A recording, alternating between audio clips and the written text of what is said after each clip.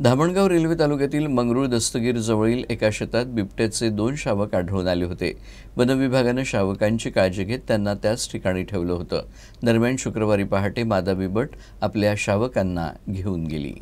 अमरावती जिल्ह्यातील धामणगाव रेल्वे तालुक्यातील मंगरुळ दस्तगीर जवळ मलतपूर शेत शिवारात एका ऊसाच्या शेतात 2 बिबट्याचे शावक आढळून आले होते।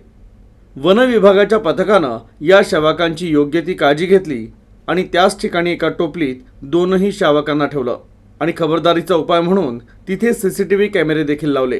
तर या पिल्लांची आई असलेल्या मादा बिबट्यानं रात्री 3:30 वाजताच्या सुमारास एका शावकाला ती घेऊन गेली, तर दुसऱ्या शावकाला पहाटे 5च्या सुमारास तिने नेलं।